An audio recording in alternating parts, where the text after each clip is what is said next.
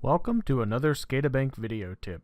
In this video, I'm going to show you how to get multiple colors while maintaining a shaded object.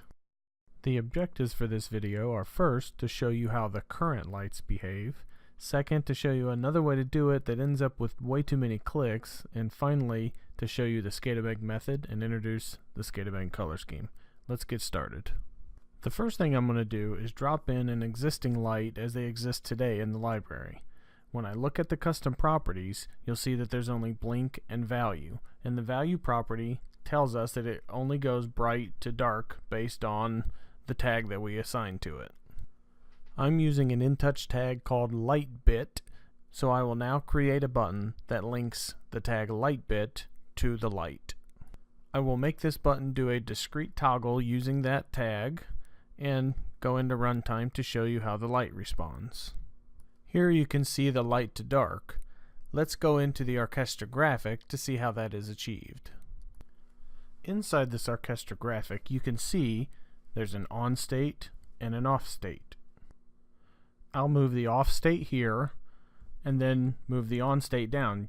You can see there are two different objects and are using a hide and show accomplished with the visibility animation to make one show or the other. Here's the animation. By doing it this way, you can only have a single color, light or dark, for any given light.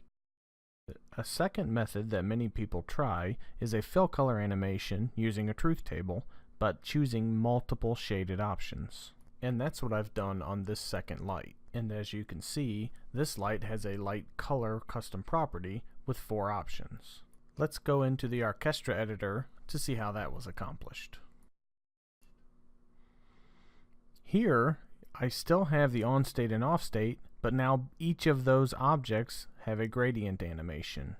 I can move one out, that's the on state. It still also has visibility. Here's the off state as a second object like before.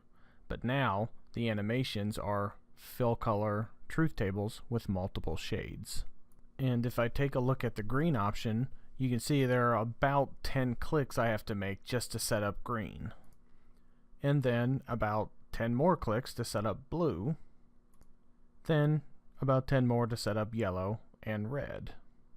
When I go to the off color graphic, you can see I've got about 40 more clicks that I have to set up. It doesn't seem very efficient to have to make that many clicks just to get 4 on-off colors that are shaded. Well, let's go back into InTouch and show you that the light does produce the multiple colors now. If I double click to get the custom properties, I'll leave light color at red and tie the value to LightBit once again. I'll go into runtime and you can see the light toggles light to dark red. If I double click the light again, change the value to green, go back into runtime, now the green bits take over.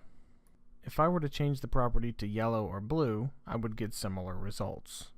To show you the third method, I need to introduce the ScadaBank color scheme. This color grid is the ScadaBank color scheme. The letters across the top represent the color, the numbers down the side represent the intensity or darkness of the color. Let's look at red. Red can go from R6, R5, all the way down through to R1 for the different shades of red. Again, the letters are across the top with D used for black instead of B. So let's see it in action. I've created a third light, and as you can see, there are no more on and off color pieces, but 3 individual top, middle, and bottom sections that make up the light body. If I move those 3 out, and then separate the top, middle, and bottom, you'll see that the middle section is the only piece that has shading. The top and bottom sections are solid colors with these transparencies applied. No transparency on the bottom, 40% in the middle, and 60% on top. These 3 options were chosen through much experimentation to give the brightest light possible instead of a pastel looking color. If we take a look at the middle section's shading, it's the same 10 or so settings, but now I only have to apply it 1 time. Notice also that I only have to use black and white as the 2 colors.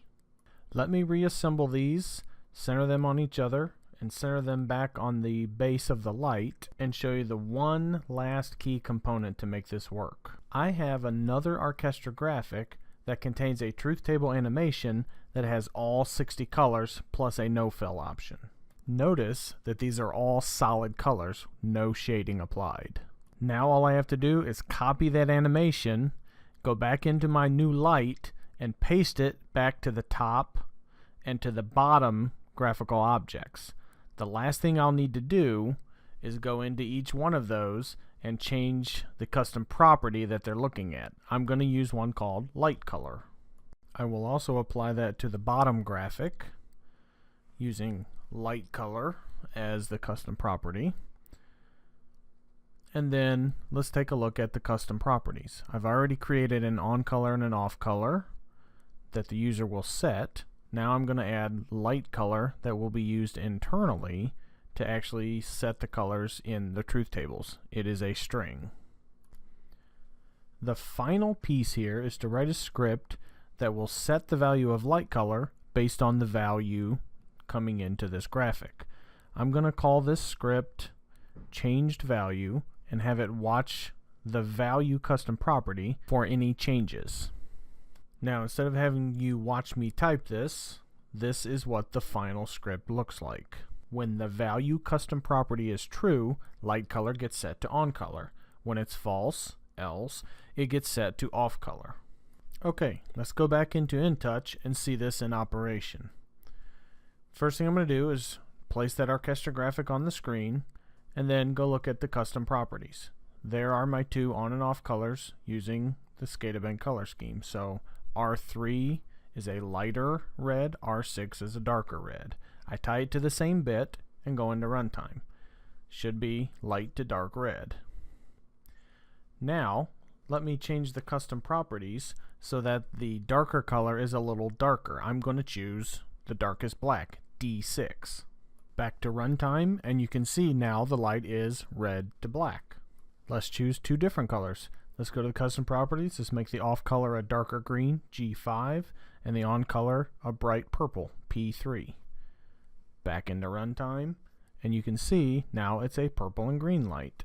And for the last example, we'll go in and change the custom properties to an off color of, let's say, magenta 3 and an on color of teal 3. And there you go. I could go through all 61 colors, but even if you're doing a situational awareness project, you don't have to use all of the colors. You can stick to the grays and the blues. And then using a bright yellow or bright red only when you needed it. Also keep in mind that these colors can be applied to any graphic object, not just lights. Well, thanks again for watching, and I'll see you next time.